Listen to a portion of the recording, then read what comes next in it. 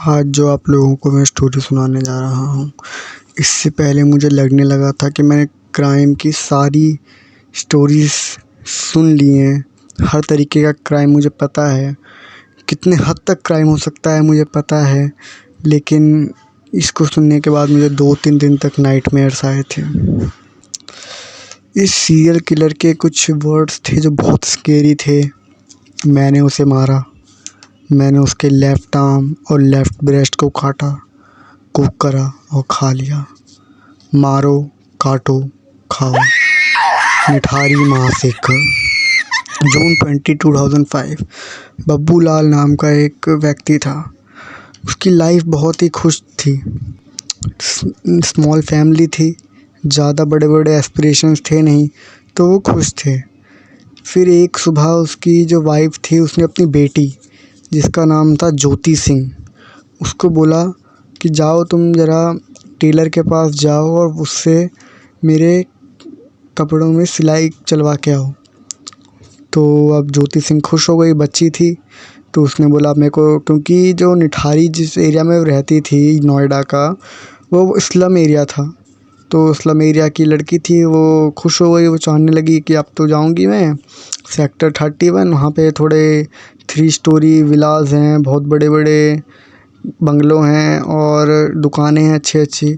तो उसे थोड़ा सिटी का लस्ट आ गया था, चस्का चढ़ गया। तो उसने बोला मज़ा आएगा घूमने में। तो वो गई वहाँ पे, वो फिर मिसिंग हो गई। अब बब्बू लाल परेशान हो गया, शाम हो गई, आई नहीं। अब कोई बाप परेशान तो होगा ही। तो बब्बू लाल गया पुलिस के पास। अब बब्बू लाल जब पुलिस के पास गया तो पुलिस ने बोला कि हम तुम्हारा केस नहीं लेंगे, हम नहीं जानते कौन है वो।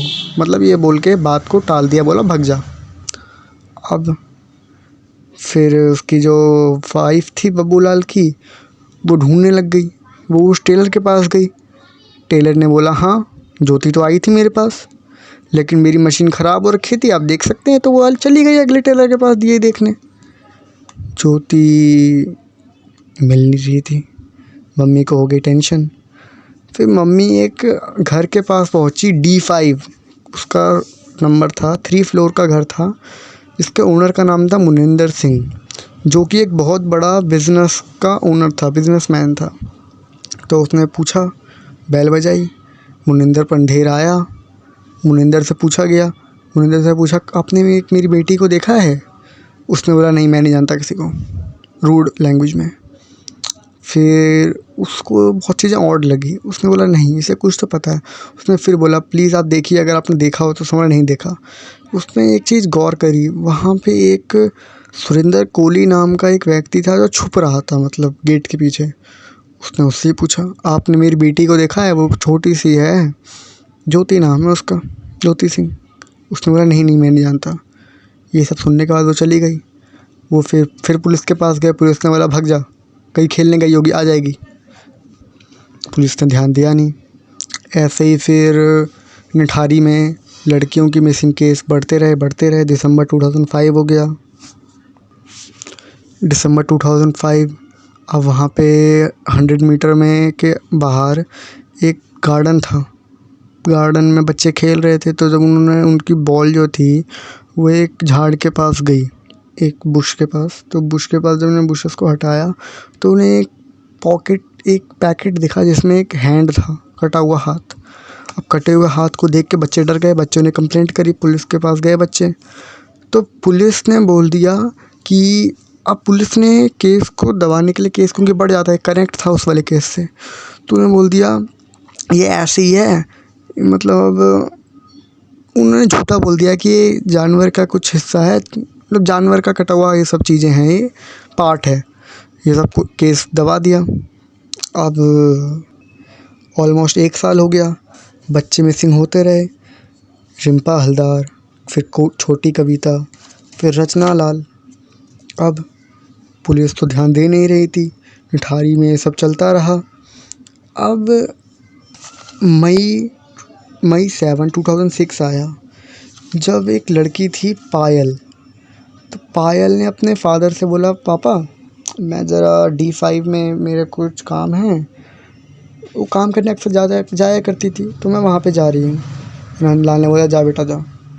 अब वो सुबह गई थी, शाम हो गई, बेटी आई नहीं। बाप हुआ परेशान, तो बाप गया उसके ओनर के पास, D5 के ओनर के पास। तो उसने बोला आपने पायल को देखा है? तो उसने बोला मैं किसी पायल को नहीं जानता। अब नंदलाल तो ठहरा छोटा आदमी, मतलब middle class family, lower class, और वो उस बिजनेस क्लास से कैसे बोलता, तो उसने बोला नहीं, वो आ गया। अब वो गया पुलिस के पास। जब वो पुलिस के पास गया तो पुलिस को उसने जब ये सब बोला, तो पुलिस के जो वर्ड्स थे ना, आप सुनेंगे तो आप बोलेंगे। पुलिस ने बोला भाग गई होगी तुम्हारी लड़की, तो बहुत सुंदर लग रही है, किसी लड़के के साथ भाग गई होगी, तुम सब बंगाली ऐसे ही करते हो, मैं एक आध बंगाली को जानता हूँ। ये वर्ड सुन के आप सोच सकते हैं बाप को कैसा लगा होगा। तो अब यही सब हुआ। मई में ये हुई थी घटना। अक्टूबर तक पुलिस ने इस पे FIR भी दर्ज नहीं करी। बट जो ये नंदलाल था, इस पे मतलब थोड़े फाइनेंशियल रिसोर्सेज थे, थोड़े बहुत इस पे पूंजियाँ थी, तो इसने हिम्मत करके अक्टूबर में जो डिस्ट्रिक्ट मजिस्ट्रेट था उसके पास कंप्लेंट करी। और डिस्ट्रिक्ट मजिस्ट्रेट ने ऑर्डर करा, वहाँ के जो SI थे विनोद पांडे। अब विनोद पांडे के पास केस गया, जो नोएडा के थे। अब विनोद पांडे ने उस मतलब एरिया जो था जहाँ पे ये चीज़ें हो रही थी उसे इन्वेस्टिगेट करा। तो उसने बहुत एक अजीब चीज़ पाई। उसने बोला जो ये लड़कियाँ मिसिंग हो रही हैं वो तो 100 मीटर के एरिया में ही हो रही हैं। तो 100 मीटर के एरिया को उसने ब्लैक होल वो नाम दे दिया। अब जब उन्होंने इन्वेस्टिगेशन करी तो 100 मीटर के थोड़ा बाहर गए वो, तो वहाँ पे 27 लड़कियाँ मिली। अब 27 लड़कियाँ मिली तो आपको लग रहा होगा केस सॉल्व हो गया, बट नहीं, केस यहीं उलझ गया। 27 लड़कियों में से एक भी लड़की वो नहीं थी जो निठारी में गुम हुई थी। ये लड़कियां बाहर की थी, निठारी वाले अभी मिसिंग थी। तो अब सबका जो प्राइम सस्पेक्ट था वो था D5 के अब ओनर के पास गया, मतलब वो विनोद पांडे ने कस्टडी में बुलाया रिमांड के लिए, रिमांड नहीं मतलब कह सकते हैं पूछताछ के लिए। किसको?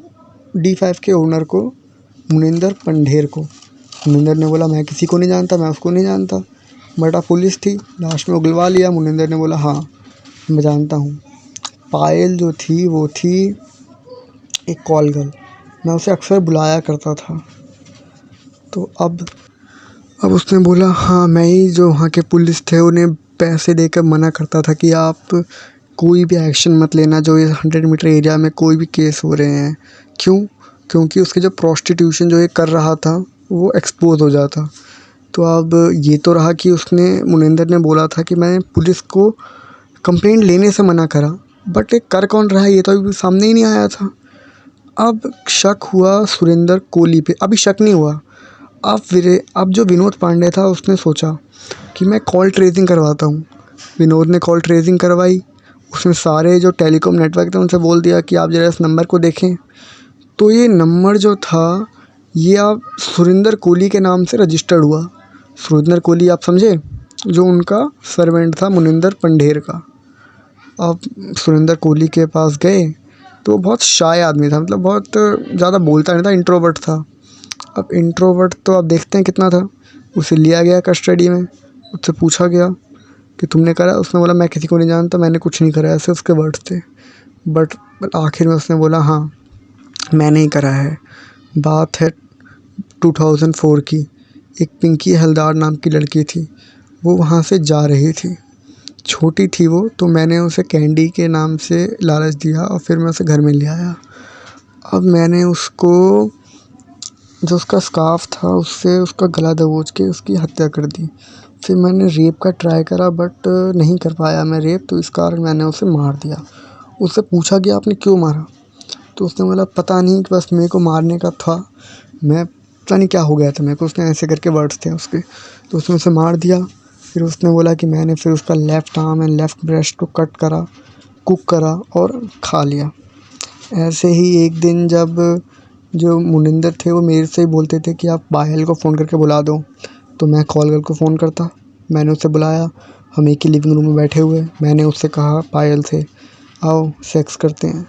पायल ने रूड वर्ड से बोला नहीं मैं नहीं करूँगी।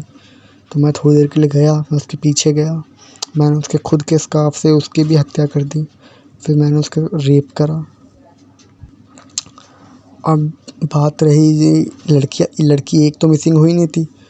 जो निठारी था उसमें 19 लड़कियां मिसिंग थी, लड़की लड़के भी। तो सबके साथ कर रहा था क्या इसने, सुरेंद्र ने? जवाब है हाँ। फिर एक दिन D5 की इन्वेस्टिगेशन करी पुलिस वालों ने, तो उन्होंने पाया जो D5 का जो बैकयार्ड था उसमें 19 या 19 से थोड़े ज़्यादा ही उन्हें स्कल या स्केलेटन मिले। तो अब केस तो तगड़ा हो गया था। अब जब केस इतना बड़ा था तो अब बड़े हाथों में जाएगा। तो ये विनोद पांडे से हट के केस चला गया CBI के पास। अब CBI ने पता लगाया कि जो इसका प्राइम सस्पेक्ट था वो था सुरेंद्र कोहली। बट क्या उस पर मुनिंदर पंढेर पे कोई शक नहीं करेगा? क्या गलती थी उसकी? क्योंकि उसने तो कॉल गर्ल को बुलाया था बस। गलती थी। उसने पुलिस को ब्राइब देके, घूस देके केस को दबाने की कोशिश करी थी, चाहे उसका रीज़न कुछ और था। बट अब किसी के बैकयार्ड में कुछ हो रहा है और उसको पता ही ना हो, थोड़ा ये अजीब लगता है। तो इस बात पे भी उसे सज़ा मिली। लेकिन कोई इतना घिनौना क्राइम कैसे कर सकता है? आखिर वो किसी की बेटी थी। किसी ने सोचा उसके बाप या उसके माँ पे क्या बीती होगी? सुरेंद्र कोहली ने तो 19 लड़कियों के साथ कर दिया, लड़के के साथ। बट उनके जो माता पिता होंगे उनके साथ क्या बीती होगी? ये बहुत डरावना लगता है जब कुछ सोचेगा भी अपने। Thank you.